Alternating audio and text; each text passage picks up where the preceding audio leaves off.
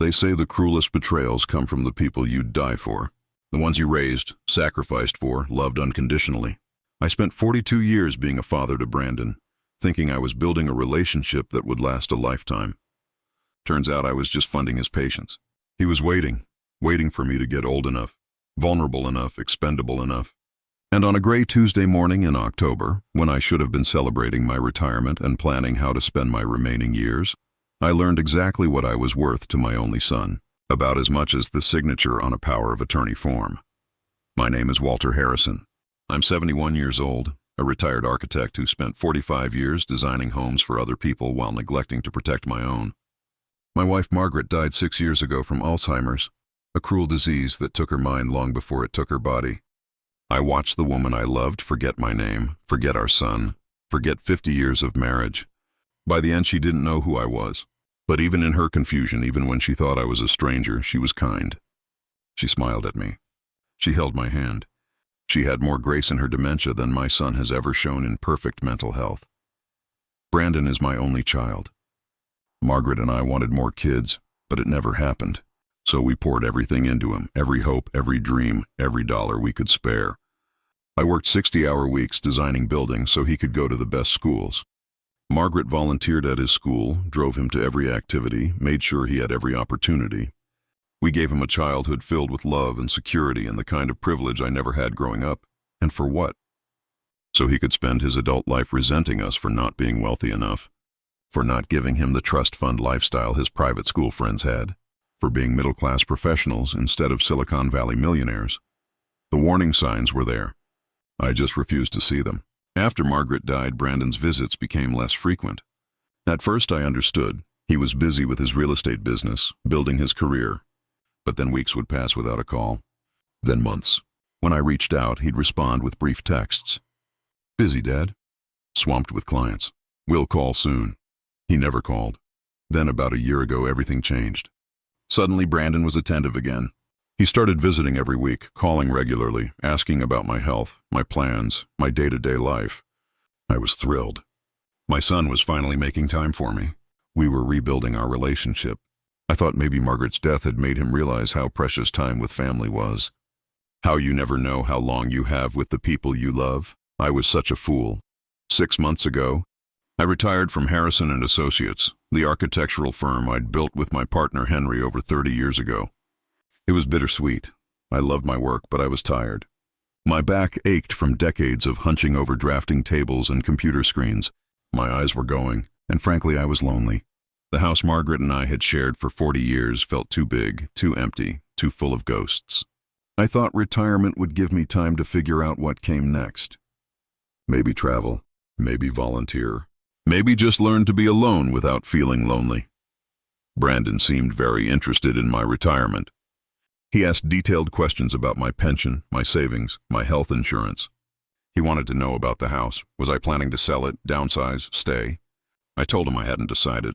The house was worth a fortune now. We'd bought it in the 70s for $80,000, and with the San Francisco real estate boom, it was now worth close to $3 million. It was my security, my legacy, the one thing of real value I had to leave Brandon. "Dad, that's a lot of house for one person," he'd said. "Have you thought about what happens if you get sick? If you fall, you're alone there. What if something happens and no one finds you for days?" His concern seemed genuine. I was touched that he was thinking about my safety. "I'm healthy, Brandon. I'm not planning to fall or get sick. But Dad, you're 71. Things happen. Mom got sick fast, remember? One day she was fine, the next she was forgetting things. What if that happens to you?"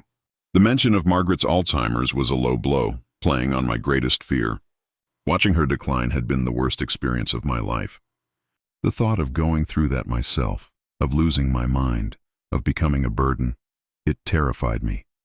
"If that happens, I'll deal with it," I said. "But right now I'm fine. I'm sharp.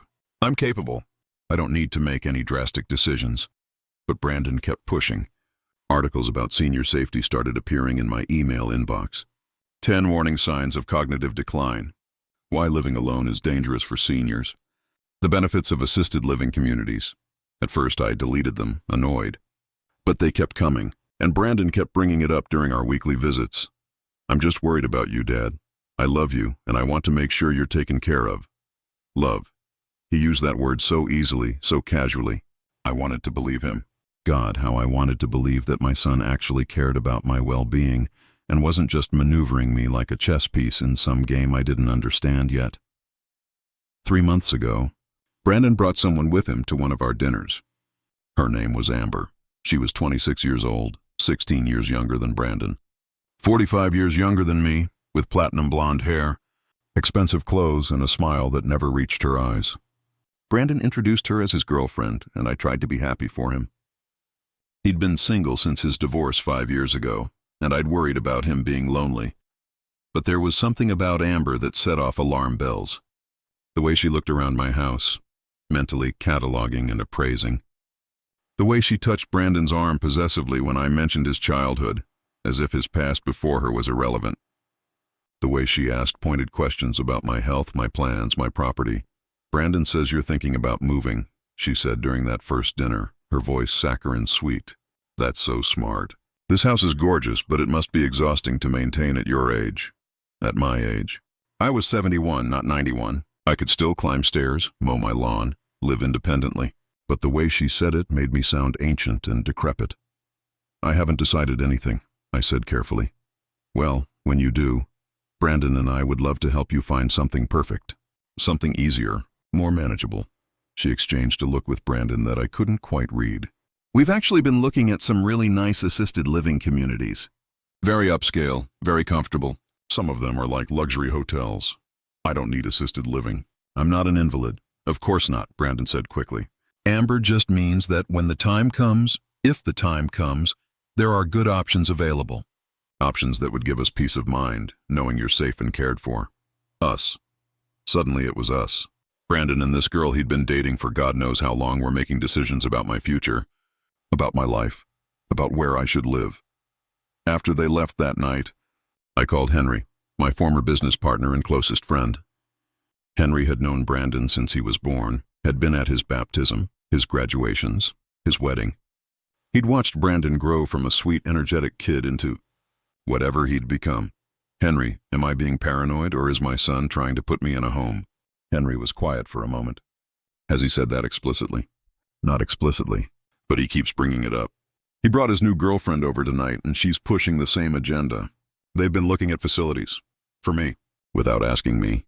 Walt, I'm going to be straight with you because we're too old for bullshit. Your house is worth a fortune. If Brandon can convince you to go into assisted living, he can sell it. And with you out of the picture, he can do whatever he wants with the money. He wouldn't do that. He's my son. He's also the guy who hasn't called you in months unless he wanted something, who missed your birthday 2 years running, who didn't visit Margaret once in her last 6 months at the memory care facility because it was too depressing. I love Brandon because you love him, Walt. But I don't trust him. And neither should you." I wanted to argue, to defend my son, to insist Henry was wrong. But I couldn't, because everything he'd said was true. Brandon had been absent during the worst period of my life. When Margaret was dying, when I was drowning in grief and medical bills and the exhaustion of watching someone fade away, Brandon had been too busy to help, too uncomfortable with illness and death and messy emotions. But surely he wouldn't manipulate me out of my home just for money. Surely he had some love for his father, some sense of family loyalty, some basic decency. I learned just how wrong I was 2 weeks ago. Brandon showed up at my house on a Wednesday afternoon, which was unusual. He never came on weekdays. Those were reserved for showing luxury properties to his wealthy clients. But there he was, with Amber in tow, both of them dressed for business, carrying folders and wearing serious expressions. "Dad, we need to talk," Brandon said, settling onto my couch like he owned the place, which I suppose he thought he soon would. "What's this about?" Amber smiled that fake smile. "Walter, Brandon, and I have been doing a lot of research and thinking about your future. We love you, and we want what's best for you." There was that word again. Love. Weaponized. Used as a shield for whatever they were about to propose. "We found the perfect place for you," Brandon continued, sliding a glossy brochure across my coffee table.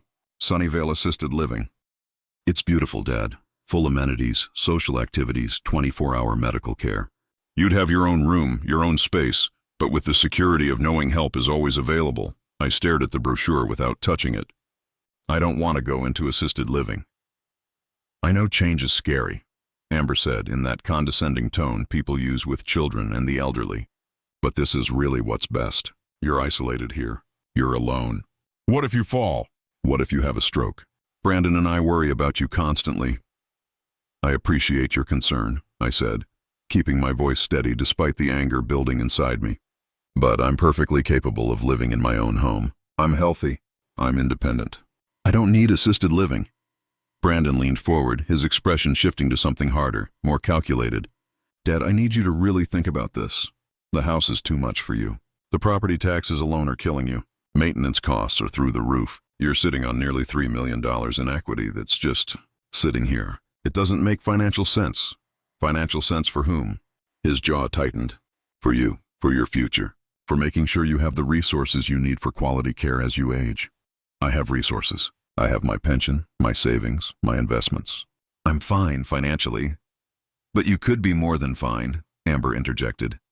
If you sold this house and moved somewhere more appropriate, you could actually enjoy your retirement instead of being trapped maintaining this huge property.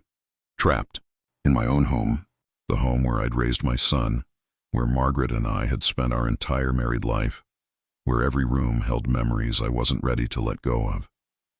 They were calling it a trap. I'm not interested, I said firmly. Thank you for the suggestion, but I'm staying here. Brandon's face flushed red. Dad, you're not thinking clearly. You're being stubborn and irrational. This is exactly the kind of behavior that concerns me. Poor judgment, inability to see what's best for you, resistance to logical planning. There's nothing wrong with my judgment. I simply don't want to leave my home.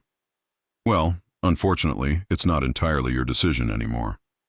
Brandon pulled papers from his folder and set them on the table. I spoke with your doctor, Dr. Patterson. He agreed that given your age and your isolation, a supervised living environment would be in your best interest. I felt ice in my veins. You spoke with my doctor? About me, without my permission? I'm your son. I'm allowed to be concerned about your health. And Dr. Patterson agrees that you're showing signs of decline. Memory issues, confusion, poor decision-making. That's a lie. I don't have memory issues. I'm not confused. And the only poor decision I'm seeing is trusting you. Amber stood up, her fake sweetness evaporating. Brandon has been patient with you, Walter. He's tried to do this nicely. But you need to understand something. He has power of attorney. He has the legal right to make decisions about your care. We're trying to include you in this process. But with or without your cooperation, this is happening. Power of attorney. The words hit me like a physical blow. What are you talking about? I never gave Brandon power of attorney. Brandon had the decency to look slightly uncomfortable. Remember last year, Dad? After your surgery, you signed papers so I could handle your medical bills while you were recovering. That included a durable power of attorney. It's still active, I remembered. I'd had a minor procedure, a hernia repair, and had been groggy from anesthesia. Brandon had brought papers to the hospital, said they were just medical billing authorizations. I'd signed them without reading carefully because he was my son, because I trusted him, because I never imagined he'd use that trust against me. That was for medical billing, for that specific situation, not for you to make decisions about where I live or what I do with my property. Actually, Amber said, her voice triumphant, a durable power of attorney remains in effect unless explicitly revoked, and it gives Brandon broad authority to make decisions about your welfare, including housing, medical care, and financial management. So legally he can make these decisions with or without your consent. She was enjoying this. This girl who'd known me for 3 months was standing in my living room, in the home I'd built my life in, telling me that my own son had the legal right to institutionalize me against my will. Brandon, I said quietly, looking at my son, really looking at him, and trying to find some trace of the boy I'd raised. Please don't do this. Please don't take my home from me. It's all I have left of your mother. It's my life. If you care about me at all, you won't do this. For just a moment I saw something flicker in his eyes. Doubt, maybe, or guilt. But then Amber put her hand on his shoulder, and the moment passed. Dad, we've already put down a deposit at Sunnyvale. We've reserved a room for you. Moving day is scheduled for next Friday, 1 week from today. We'll hire movers to pack your essentials. You can bring personal items, clothes, photos. But the house needs to be empty so we can get it ready to list. List? You're going to sell my house? It's the responsible thing to do. The money will go into a trust for your care. Any proceeds after your assisted living expenses will be yours, of course.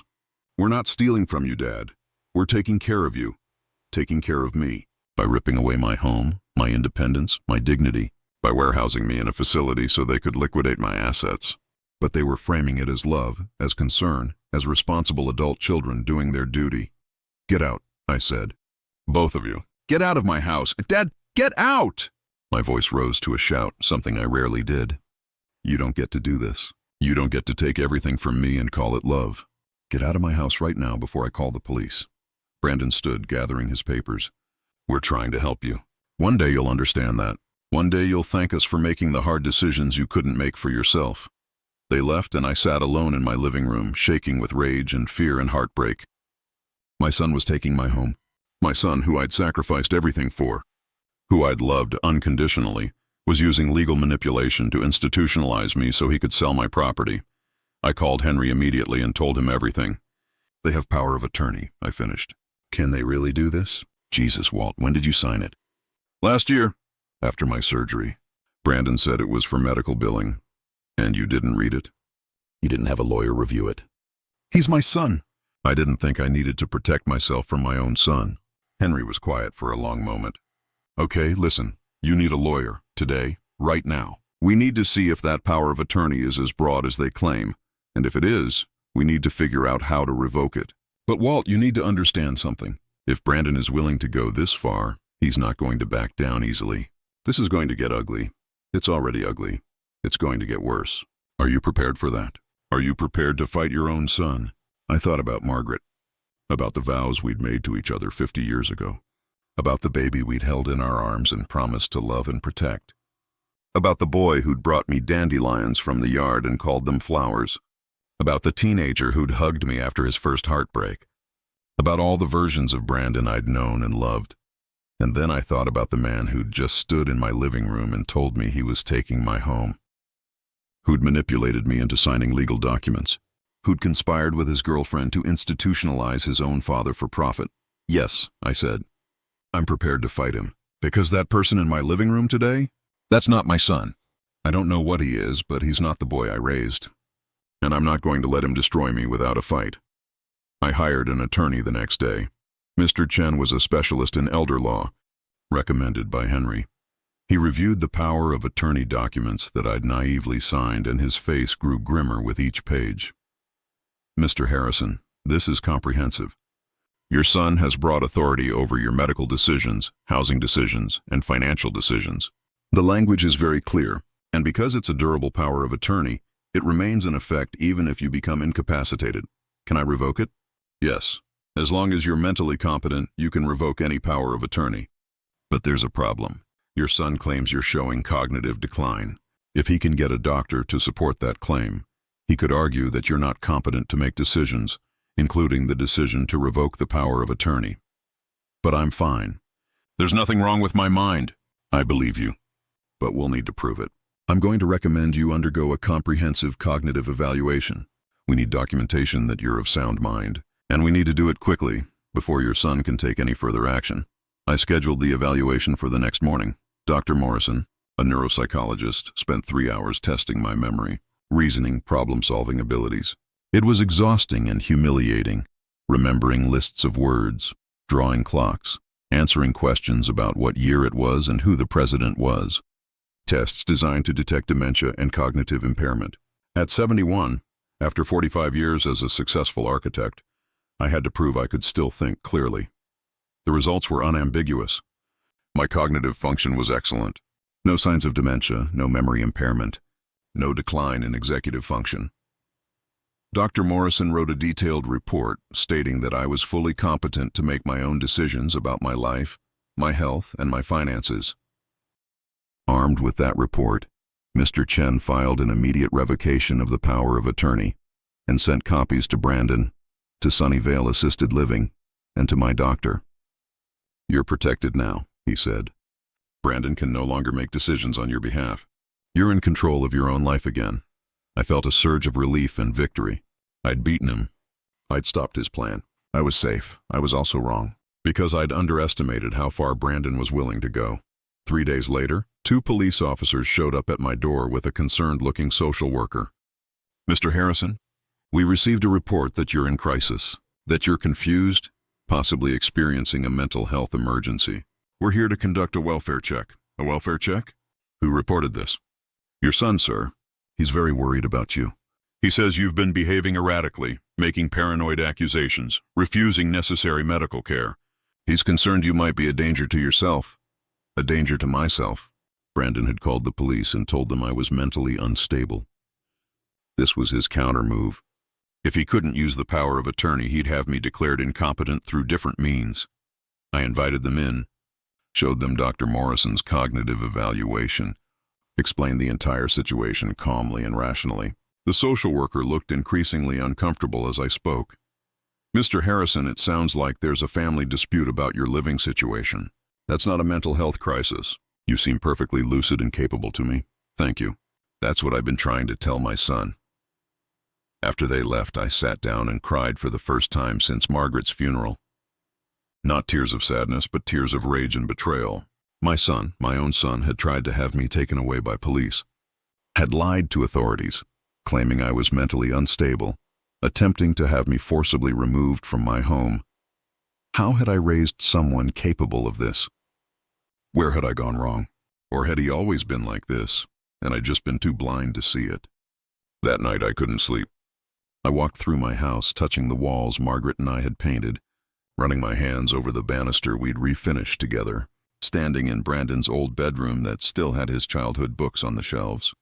This house was my history, my life, my connection to everyone I'd loved. And Brandon wanted to take it away so he could, what, cash out? Fund his lifestyle with his trophy girlfriend. I pulled out my laptop and did what I should have done weeks ago. I Googled Amber. Her full name was Amber Sinclair, and she had quite an online presence. Instagram with hundreds of thousands of followers, carefully curated photos of luxury vacations, designer clothes, expensive restaurants. She called herself a lifestyle influencer and entrepreneur, though, as far as I could tell, her only business was looking beautiful and dating men with money. I dug deeper and found something interesting. Articles about her previous relationships. She'd dated a tech CEO in his 50s. That relationship ended when his wife found out. Then a hedge fund manager in his 60s. That ended when his kids threatened to cut him off. There was a pattern here. Amber specialized in older men with assets, and now she'd set her sights on my son's inheritance. I printed out everything I found about Amber. The articles, the photos, the evidence of her pattern of targeting wealthy older men. Then I did something that surprised even myself. I hired a private investigator. If Brandon and Amber were conspiring to take my home, I needed to know the full extent of their plan. The investigator, a sharp woman named Rita Gonzalez, delivered her report 5 days later. What she'd uncovered was worse than I'd imagined. "Mr. Harrison, your son and his girlfriend have been planning this for months. I obtained text messages between them, legally, through methods I'm not going to detail, that show the entire scheme. Amber specifically targeted your son because of your property value. She found him through his real estate listings, saw that he was the son of a wealthy architect, and cultivated the relationship with the explicit goal of gaining access to your assets. She slid printed transcripts across her desk. I read them with growing horror. Amber to Brandon 4 months ago. "Baby, when are you going to talk to your dad about moving? We can't get the house ready to flip until he's out." Brandon to Amber. "I'm working on it. He's stubborn, but I'll convince him it's for his own good." Amber to Brandon. "Once we sell his place, we can finally get that Nob Hill condo I want. And maybe you can quit working so hard. Let Daddy's money do the work for a while." Brandon to Amber. "LOL. He's been sitting on a gold mine and living like he's middle class. Once he's in assisted living and I have control of the trust, we're set." There were dozens more. Messages about hiring movers, about choosing which of my possessions to keep versus donate, about their plans to renovate and flip the house for maximum profit. They discussed my cognitive evaluation. Brandon had been shocked when I passed. They discussed the police welfare check. Amber had suggested that strategy when the power of attorney revocation happened. And most damningly, there were messages about how long I'd likely live. Amber had actually Googled average life expectancy for men in assisted living and shared the statistics with Brandon. They were betting on me dying quickly once I was institutionalized, leaving them free to enjoy my estate without the inconvenience of actually supporting me. This is elder abuse, Rita said bluntly. Financial exploitation, attempted institutionalization against your will, conspiracy to defraud. You have grounds for legal action, criminal and civil. Your son could face serious charges. I stared at the messages, at the cold calculation behind every word. This wasn't a son worried about his aging father. This was a predator and his accomplice planning to strip their prey of everything. There's more, Rita continued. Amber has done this before. Not exactly this, but similar. She's been involved in 3 previous situations where wealthy older men suddenly changed their wills to benefit her, then died under suspicious circumstances. No charges were ever filed, nothing could be proven, but the pattern is concerning. I don't think she's planning to hurt you physically, but I do think she's very good at manipulating situations to her advantage. What about Brandon? Has he done anything like this before? Rita hesitated. Not that I could find. But Mr. Harrison, I have to be honest with you. Your son's financial situation is worse than you probably realize. He's heavily in debt. Credit cards maxed out, car payments behind, rent on his office space overdue. He's living on commission in a competitive market, and he's not doing well. He needs money desperately, and you're his solution. I felt sick. My son wasn't just greedy. He was desperate, and desperate people do terrible things. That night, Mr. Chen reviewed Rita's findings. This is explosive evidence. With these text messages, we can not only defend against any future attempts to institutionalize you, we can go on the offense. We can file for a restraining order against both Brandon and Amber. We can report this to Adult Protective Services. We can even press criminal charges for attempted elder abuse and fraud. But he's my son. He's a con artist who happens to share your DNA. Mr. Harrison, I understand that family bonds are powerful, but you need to accept what these messages prove. Your son was planning to warehouse you in a facility, sell your home, and spend your money while waiting for you to die. That's not love. That's not even basic human decency. That's cold, calculating abuse. If I file charges, if I get a restraining order, that's it. He's out of my life forever. He's all I have left. Margaret's gone. Brandon is all I have. Mr. Chen's expression softened. Mr. Harrison, Brandon stopped being your son the moment he decided your life was worth less than your bank account. The person you're protecting doesn't exist anymore. Maybe he never did. You're mourning someone who's already gone. His words hit hard because they were true. The Brandon I'd loved, the boy I'd raised, was already lost. The man who'd stood in my living room and told me he was taking my home was a stranger wearing my son's face. But I couldn't bring myself to file charges. Not yet. Instead, I did something different. I called Brandon and told him I wanted to meet. Just the 2 of us. No Amber, no lawyers, no police. Father and son, one last conversation. We met at a neutral location, a coffee shop downtown. Brandon arrived looking haggard, defensive, ready for a fight. I gestured to the seat across from me and waited until he sat down. Brandon, I hired a private investigator. I have your text messages with Amber. All of them. I know about your debts. I know about your plans for my house. I know she targeted you specifically because of my assets. I know you were planning to institutionalize me, sell my home, and spend my money. I know everything. His face went white. Dad, I can explain. No, you're going to listen. I'm going to talk, and you're going to listen, and then you're going to make a choice. I pulled out copies of the text messages and slid them across the table. He stared at them, his jaw working, unable to meet my eyes. This is who you've become. Someone who would betray his own father for money. Someone who would conspire with a gold digger to destroy the man who raised him. Someone who would literally count the days until I die so you can inherit. Is this who you want to be? Dad, you don't understand. I'm drowning in debt. Amber says she loves me, but I know she'll leave if I can't provide for her. I need that money. I need the house. It's the only way out. No, it's not. It's the easy way out. It's the coward's way out. You want to know the right way out? Get a real job if real estate isn't working. Stop living beyond your means. End your relationship with a woman who only wants you for money you don't even have. Stand on your own 2 feet like a man instead of trying to steal from your own father. I can't lose her. She's everything to me. She's a parasite. She's done this before, Brandon. To other men, other families. She finds wealthy marks, manipulates them, takes what she can, and moves on. You're not special to her. You're just the current meal ticket. And she's convinced you to betray your own father to feed her lifestyle. That's not true. She loves me. I pulled out my phone and played a recording Rita had obtained. Audio of Amber talking to a friend on the phone. Her voice was clear. Brandon's such an idiot. He actually thinks I'm going to stay with him long term. Once we get the old man's money and flip that gorgeous house, I'm out. Maybe I'll find someone actually successful next time. Brandon's kind of pathetic, honestly. I watched my son's face as he listened. Watched him hear the woman he loved call him an idiot, call him pathetic, admit she was using him. Watched something break inside him. His voice was barely a whisper. She said she loved me. She loved your potential access to my money. That's all. And you were willing to destroy me for someone who sees you as a stepping stone. Brandon put his head in his hands. For a long moment, the only sound was the coffee shop noise around us. The hiss of the espresso machine, the murmur of conversation, the clink of cups. Then I heard something else. Crying. My 42-year-old son was crying in a public coffee shop, finally understanding what he'd almost done. Dad, I'm so sorry. God, I'm so sorry. What have I done? What was I thinking? You were thinking about money, about status, about impressing a woman who doesn't actually care about you. You stopped thinking about right and wrong, about family, about the man your mother and I tried to raise you to be. I don't know how to fix this. I don't know how to make this right. I'm going to tell you how.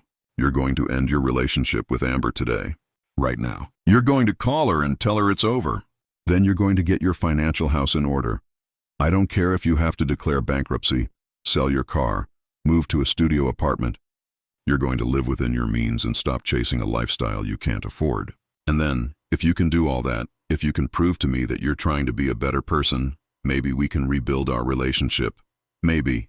And if I can't, if I'm too weak, then you're going to receive a restraining order and I'm going to file criminal charges for attempted elder abuse and fraud. I have enough evidence to put you in prison, Brandon. I'm giving you one chance to choose a different path. Don't waste it. I stood up to leave, then turned back. Your mother loved you unconditionally. Even when you were difficult, even when you made mistakes, she never stopped believing in you. When she was dying, when she couldn't remember my name or where she was, she'd sometimes say your name. You were the one constant in her failing mind, the one person she never forgot. If she could see what you've become, what you were willing to do to me, it would break her heart. Don't let that be your legacy. Don't let the last thing you do for your mother be proving she was wrong to believe in you. I walked out of that coffee shop not knowing if I'd ever see my son again. Not knowing if he'd choose redemption or if he'd double down on his terrible decisions. All I knew was that I'd given him a choice, and whatever happened next was up to him. 2 hours later, my phone rang. Brandon. Dad? I did it. I broke up with Amber. She went crazy. Screamed at me, told me I was throwing away our future, said I'd regret this. Then she admitted everything. Said she'd been patient with me, putting up with my financial problems because she knew the payoff was coming. She actually said payoff, like I was an investment. You were right about her. About everything. Good. That's the first step. What's the second step? The second step is much harder. You need to look in the mirror and figure out how you became someone who could do what you almost did. You need therapy, Brandon. Real therapy with someone who can help you understand what went wrong. Because this isn't just about Amber. This is about you making a series of choices that led you to a place where betraying your own father seemed acceptable. That's deep. That requires professional help to unpack. Will you forgive me? The question hung in the air. Would I forgive him? Could I forgive him? I don't know, I answered honestly. Ask me again in a year. After you've done the work. After you've proven you're serious about changing. Forgiveness isn't automatic, Brandon. It's earned. Start earning it. After we hung up, I sat in my quiet house, the house that was still mine, still safe, and thought about everything that had happened. My son had nearly destroyed me, had come within days of succeeding. If I hadn't been suspicious, if I hadn't fought back, if I hadn't hired Rita and uncovered the truth, I'd be in an assisted living facility right now, watching my life be dismantled by my own child. 3 weeks passed in tense silence. Brandon didn't call. I didn't reach out. I spent my days working in my garden, something Margaret and I had always done together, and my evenings reading in the study I'd designed when we first bought this house. I was waiting to see if Brandon would actually follow through, if he'd do the hard work of becoming a better person, or if he'd simply disappear from my life entirely. Then, on a Tuesday evening, my doorbell rang. I opened it to find Brandon standing there, looking thinner, more tired, but somehow more present than he'd been in years. "Dad, can we talk?" I let him in and we sat in the living room, the same room where this nightmare had started. "I've been going to therapy," he said without preamble. 3 times a week. Dr. Morrison, a different Dr. Morrison from your neuropsychologist, coincidentally, specializes in family dynamics and financial codependency. She's been helping me understand why I made the choices I made. "And what did you learn?" He took a deep breath. "That I've been angry at you and Mom my whole adult life. Angry that we weren't wealthy. Angry that I had to work for everything while my friends from private school had trust funds and family connections. Angry that when Mom got sick, all our money went to her care instead of, I don't know, building wealth I could inherit. It's shameful to even say out loud, but it's true. I resented you for being middle class, for being normal, for not being the wealthy, connected father I thought I deserved. We gave you everything we had, Brandon. Your private school education emptied our savings. Your college was paid for by my overtime hours and your mother's second job. We sacrificed constantly so you could have opportunities. I know. And I was never grateful. I just kept comparing our life to other people's lives and finding us lacking. When Amber came along and offered me a vision of a different life, luxury, status, freedom from financial stress, I grabbed it. And when she suggested that your house was the key to that life, I didn't push back. I wanted what she was selling more than I wanted to be a good son. His honesty was painful to hear, but it was real. This wasn't rehearsed apology. This was genuine reckoning. What about your debts? I filed for bankruptcy last week. It's humiliating, but Dr. Morrison says it's necessary. I can't rebuild on a foundation of financial lies. I also quit my real estate job. The pressure to perform, to close deals, to maintain this image of success, it was killing me. I'm working at Home Depot now. Retail, hourly wage, no commission stress. It's honest work and it pays the bills. Home Depot. My son with his expensive private school education and his business degree was working retail. Part of me felt sad about that. But another part, the larger part, felt proud. He was humbling himself. He was starting over from the bottom. He was doing the work. I'm also living in a studio apartment in Oakland. It's small and it's not in a great neighborhood, but it's what I can afford. I sold my car and I take Bart to work. I'm learning to live on a budget. It's hard, Dad, really hard. I never realized how much privilege I'd had, how much you and Mom had shielded me from financial reality. I'm getting a crash course now. How does it feel? He thought about it. Scary, liberating, real. For the first time in my adult life, I'm not pretending to be someone I'm not. I'm not trying to impress anyone. I'm just existing, working, paying bills, living simply. And weirdly, I'm less anxious than I've been in years. All that pressure to maintain an image, to keep up with people who had more money. It was exhausting. I didn't even realize how exhausting until I stopped. We talked for 2 hours. About his therapy, his realizations, his plans. About Mom and how much he missed her, how her death had broken something in him that he'd never properly grieved. About his childhood and the pressure he'd felt to succeed, to make us proud, to justify our sacrifices. About his marriage and divorce, about his failed relationships, about his desperate search for validation in all the wrong places. Dr. Morrison says I have to make amends, not just apologize, but actually make things right. So I need to ask you, what can I do? How can I begin to repair what I broke? I'd been thinking about this question for weeks, ever since the coffee shop confrontation. Time, I said finally. That's all I need from you. Time to trust you again. Time to see if these changes are real and lasting, or if you'll backslide the moment things get hard. Show me through consistent action over months and years that you're serious about being a better person. That's the only amend that matters. Okay, I can do that. I will do that. He paused. Dad, can I ask you something? Why did you give me a chance? Most people in your situation would have pressed charges, gotten the restraining order, cut me off completely. Why didn't you? I thought about Margaret, about the vows we'd made about Brandon when he was born, about the promise to always love him no matter what. Because you're my son. Because I remember who you were before you lost your way. Because your mother would have given you a second chance, and I owe it to her memory to do the same. But Brandon, understand this. This is your only chance. If you betray me again, if you lie to me again, if you put your wants above my well-being again, we're done. Permanently. No third chances. No more forgiveness. This is it, I understand. I won't waste it. After he left, I felt something I hadn't felt in months. Hope. Real, cautious hope that maybe my son could change. That maybe the relationship wasn't completely destroyed. That maybe we could build something new from the ruins of what had been. Henry came over the next evening bringing pizza and beer like we'd done for decades. I told him about Brandon's visit, about the bankruptcy and the therapy and the Home Depot job. Henry listened carefully, his expression skeptical. "You believe him?" he asked finally. "I want to believe him. That's not the same thing, Walt. No, it's not. But it's a start. He's taking concrete actions. He's made real sacrifices. He's not just making promises, he's actually changing his life. That has to count for something, or he's playing the long game. Earning your trust back so he can try again in a few years when you're actually old and vulnerable." The thought had crossed my mind. Maybe.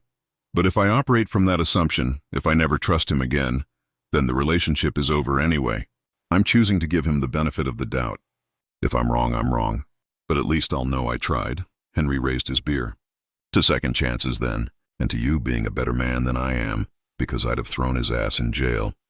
We drank to that, and I felt grateful for Henry's friendship, for his honesty, his loyalty, his willingness to tell me hard truths even when I didn't want to hear them. After Margaret died, Henry had been my lifeline. The friend who called every day, who dragged me out of the house when I was drowning in grief, who reminded me that life continued even after devastating loss. "How's retirement treating you otherwise?" Henry asked. "Besides the drama with your son trying to institutionalize you, I mean," I laughed. "It's strange. I thought I'd love having free time, but mostly I feel aimless. I miss the structure of work, miss having projects, problems to solve, things to create. So create something. You're an architect, Walt. Design something just for the joy of it.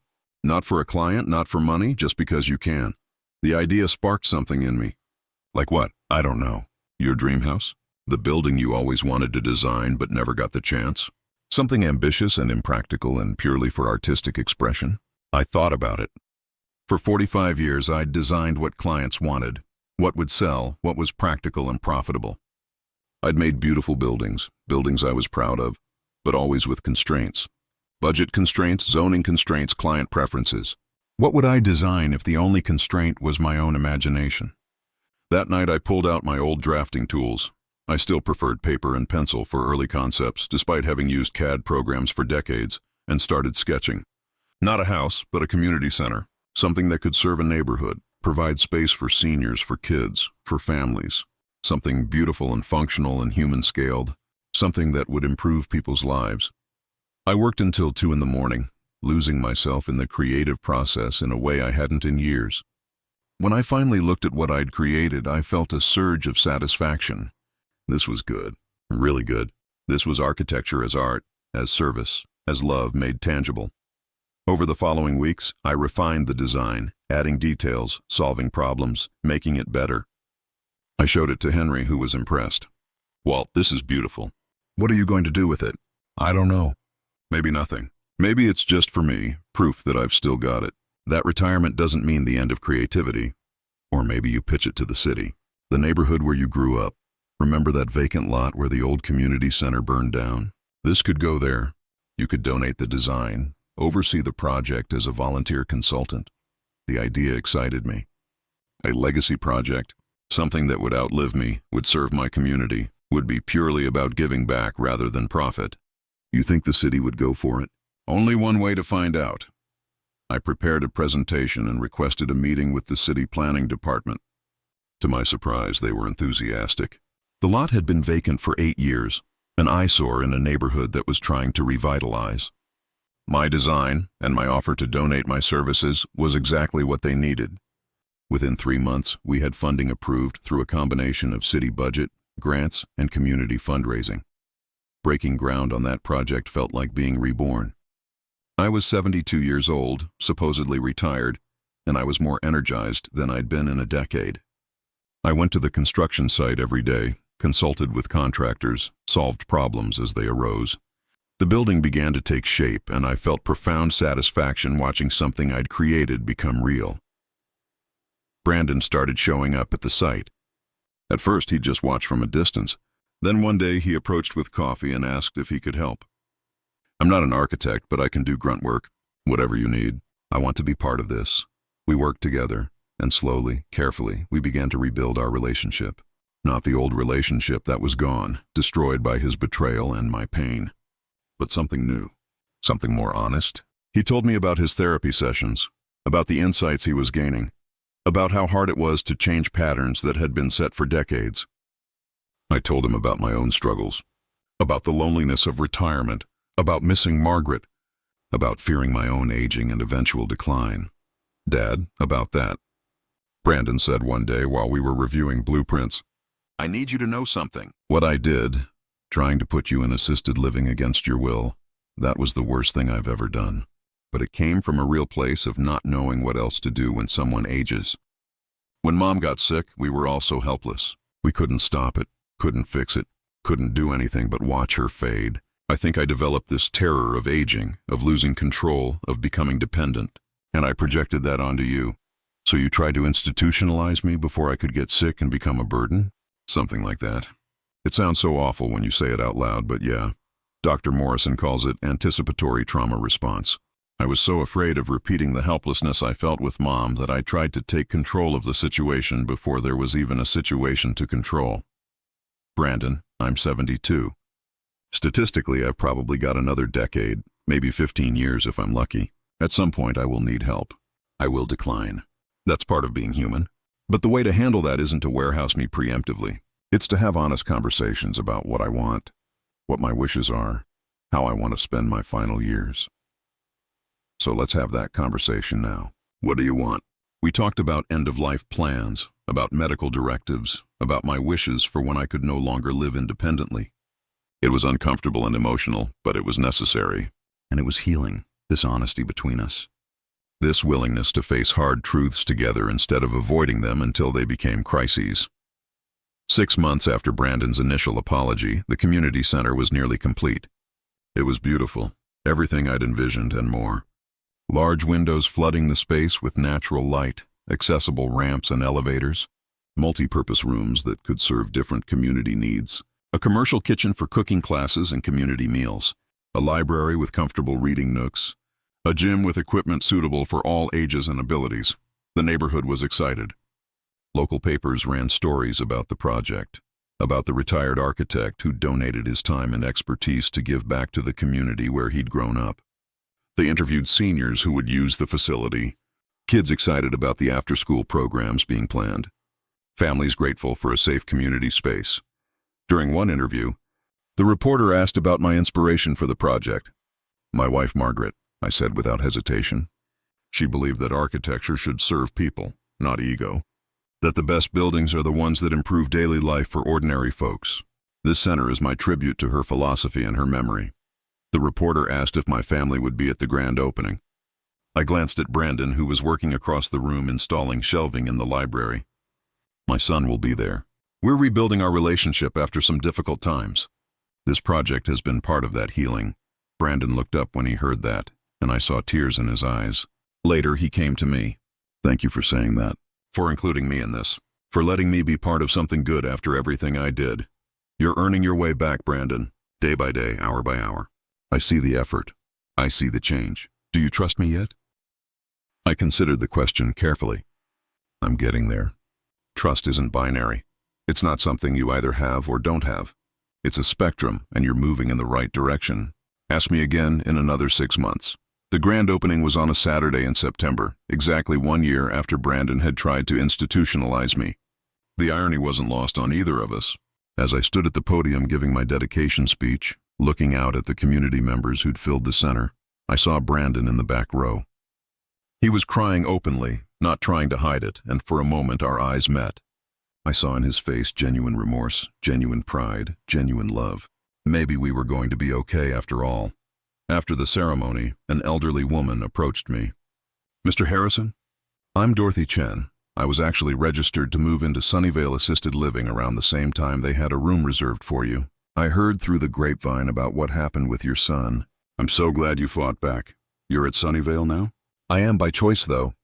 My family didn't force me. I chose to move there after my husband died and my arthritis got too bad to maintain my house.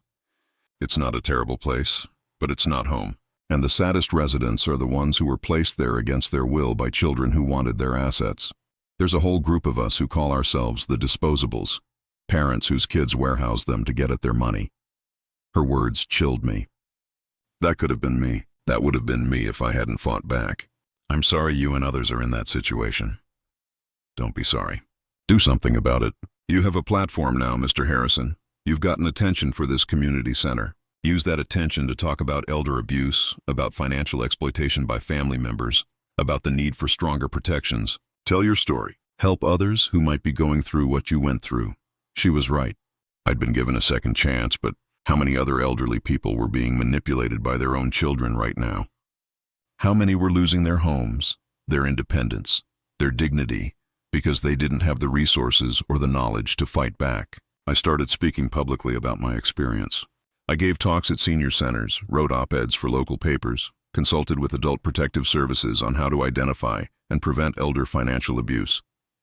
I testified before the state legislature in support of stronger laws protecting seniors from exploitation by family members. It was uncomfortable sharing such personal pain publicly, but Dorothy was right. I had a platform, and I had a responsibility to use it. Brandon supported this work, even though it meant publicly acknowledging what he'd done. If my story, if my mistakes, can help protect even one person from going through what I put you through, then it's worth it, he told a reporter who was writing a feature about elder abuse.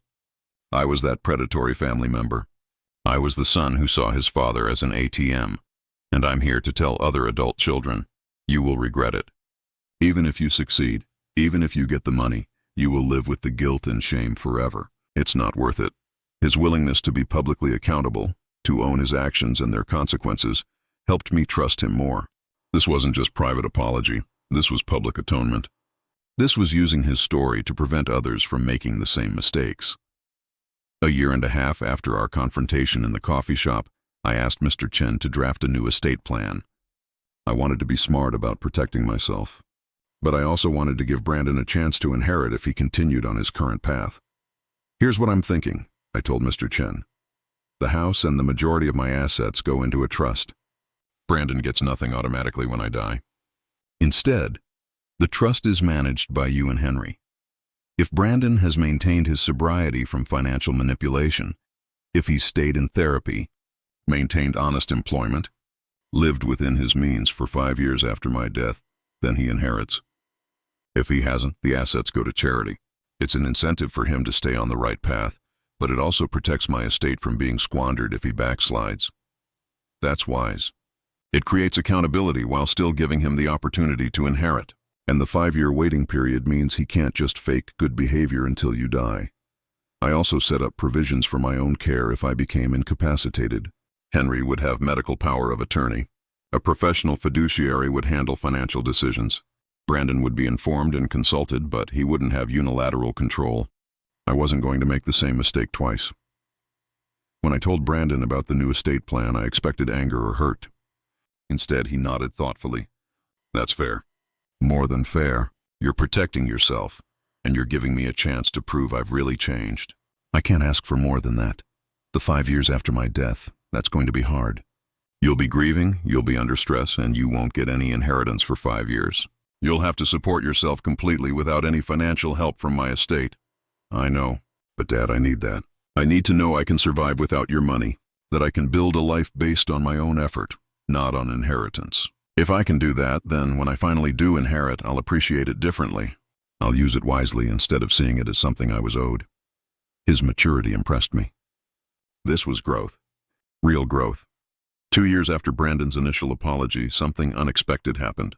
I met someone. Her name was Ruth, and she was volunteering at the community center, teaching watercolor classes to seniors. She was 68, a widow like me, with grown children and grandchildren and a warm smile that reminded me of Margaret. We started having coffee after her classes. Then lunch. Then dinner. Then we were dating, something I'd never imagined doing again after Margaret died. Ruth knew my story. I'd been open about it in my advocacy work, and she had her own. Story of being exploited by a son-in-law who'd tried to get her to sign over her house by claiming she was too old to maintain it. We're a matching set, she joked. Survivors of our own children's greed. Brandon met Ruth 3 months into our relationship, and I watched him carefully for signs of resentment or jealousy. Instead, he was genuinely happy for me. Dad, you deserve companionship. You deserve happiness. I'm glad you found someone. You're not worried about her getting her hands on your inheritance? He looked shocked. What? No, Dad, that's the old me thinking. The me who saw everything in terms of money and assets and what I could get. I don't think that way anymore. If you want to marry Ruth, if you want to change your will to include her, that's your choice. Your money is yours to do with as you please. I have no claim on it. That was the moment I knew he'd truly changed. The old Brandon would have been calculating, worried, trying to influence my relationship to protect his financial interests. This Brandon was just happy that his father had found love again. Ruth and I did get married, a small ceremony at the community center with Henry as my best man, and Brandon in the front row, genuinely smiling. It was different from my wedding to Margaret 50 years earlier, but it was beautiful in its own way. A second chance at love in my 70s, something I'd never expected to experience. Brandon's relationship with Ruth developed slowly. She wasn't trying to replace Margaret, no one could, but she was kind to him, interested in his life, supportive of his continued growth. When Ruth's daughter gave birth, making Ruth a grandmother for the 4th time, Brandon sent flowers and a card. To Ruth, who's been nothing but kind to me, even though I don't deserve it. Congratulations on the new grandbaby, Ruth cried when she read that card. Your son is a good man. Walt, whatever he did before, whatever mistakes he made, he's a good man now. 3 years after that terrible day when Brandon had tried to force me into assisted living, we were all gathered at my house, still my home, for Thanksgiving. Brandon, Ruth, her daughters and their families, Henry, some friends from the community center. The house was full of noise and laughter and life in a way it hadn't been since Margaret was alive. I stood in the kitchen, ostensibly checking on the turkey, but really just observing. Brandon was on the floor playing with Ruth's grandchildren, making them laugh with silly voices. Ruth was setting the table with her daughters, directing traffic with easy authority. Henry was telling stories to anyone who would listen. The house felt alive again, felt like a home instead of a museum of memories. Brandon caught me watching and came over. You okay, Dad? I'm good, really good. I'm just thinking about how close I came to losing all of this. If you'd succeeded in putting me in Sunnyvale, if I hadn't fought back, I'd be in some sterile room right now instead of here in my home, surrounded by people I love. I'm sorry. I'll never stop being sorry for what I almost did to you. I know, and I forgive you. Finally forgive you. You've done the work, Brandon. You've changed. You've become the man I always hoped you'd be. He hugged me tight, and I felt decades of tension and pain release. This was healing. This was redemption. This was what second chances looked like when people did the hard work of earning them. 5 years had passed since Brandon's attempted betrayal.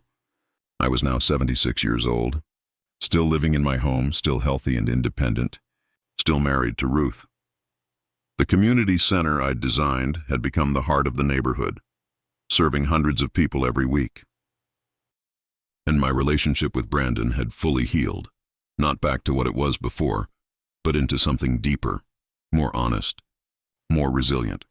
Brandon had continued his therapy, continued his modest lifestyle, continued his work at Home Depot where he'd been promoted to department manager.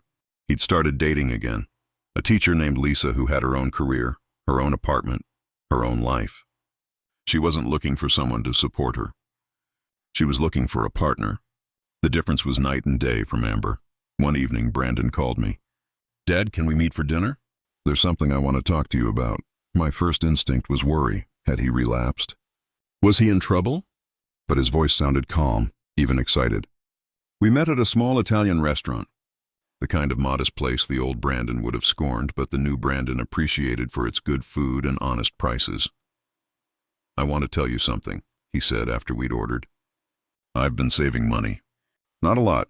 I'm still living paycheck to paycheck mostly. But I've been putting aside $20 from every paycheck for the past 3 years. It's not much. Maybe $1,500 total. But I want to give it to you. Brandon, I don't need your money. I know you don't. But I need to give it to you. Dad, I took so much from you. Not just money, though, that too. I took your peace of mind, your sense of safety, your trust in your own son. I can never fully repay that debt. But this is money I earned with honest work. Money I saved by living frugally. Money that represents my commitment to being a better person. I want you to have it as a symbol of my amends. I was moved beyond words. $1,500 was nothing compared to what he'd tried to take from me. Millions in property, my independence, my remaining years. But it was everything in terms of what it represented. This was Brandon giving me his savings, his security cushion, as an act of restitution. What if I don't accept it? I asked. Then I'll donate it to the community center in Mom's name. But I hope you'll accept it, not because you need it, but because I need to give it. I need to know I'm doing something tangible to make amends. I accepted the check he'd written, $1,500 in his careful handwriting. Thank you, Brandon. This means more than you know. There's something else, he said. Lisa and I are talking about getting married. Nothing definite yet, but we're serious. And I want to know, I need to know, do I have your blessing? After everything I did, do you trust me enough to support me building a new life? Do you love her? I do, really love her. Not the obsessive, desperate love I felt for Amber where I would have done anything to keep her. But calm, steady, genuine love. The kind of love you and Mom had. The kind of love you and Ruth have. Partnership, respect, choosing each other every day. Then you have my blessing. And Brandon, I'm proud of you. Not just for recovering from your mistakes, but for learning from them. For becoming someone who understands what real love looks like. We talked for hours that night. About his plans with Lisa, about his continued therapy, about the insights he'd gained about himself, and his relationship with money and status and self-worth. He told me he'd started writing a book about his experience, hoping to help other adult children recognize the warning signs before they hurt their parents the way he'd hurt me. Dr. Morrison thinks it could be helpful, he said. Not that I'm a great writer, but my story is cautionary. I was the villain, Dad. I was the abuser. And I want other people who might be heading down that path to see where it leads. To understand that the temporary gain isn't worth the permanent loss. 6 months later, Brandon and Lisa got married. It was a small ceremony in my backyard. Nothing like the elaborate affair he'd had with his first wife. Just close friends and family, simple decorations, a potluck reception. But it was beautiful because it was real, because it was about two people committing to each other rather than about impressing anyone. I walked Brandon down the aisle this time. His request. You're the most important person in my life besides Lisa, he'd said. I want you by my side for this. As we walked together, I thought about all the years between us, all the pain and healing, all the mistakes and redemption. I thought about Margaret and how proud she would be to see the man her son had become. I thought about how close we'd come to losing each other forever, and how grateful I was that we'd found our way back. In my toast at the reception, I spoke about second chances. 5 years ago, my relationship with my son was broken, perhaps irreparably. He'd betrayed my trust in the worst possible way. I had every reason to cut him out of my life permanently, but I gave him a second chance, not because he deserved it, but because I believed in the possibility of redemption. And Brandon has proven that people can change, that mistakes don't have to define us, that with hard work and genuine commitment, broken relationships can be rebuilt into something even stronger than before. I raised my glass. To Brandon and Lisa, may your marriage be filled with honest communication, mutual respect, and the kind of love that weathers any storm. And may you both remember that the most valuable things in life, love, family, integrity, can't be bought or sold. They can only be earned and cherished. The reception was joyful. Brandon and Lisa danced, laughed, celebrated, surrounded by people who genuinely cared about them. No pretense, no performance, no trying to impress anyone. Just two people starting a life together with realistic expectations and genuine love. Later that evening, as things were winding down, I found Brandon sitting alone on the back porch of my house.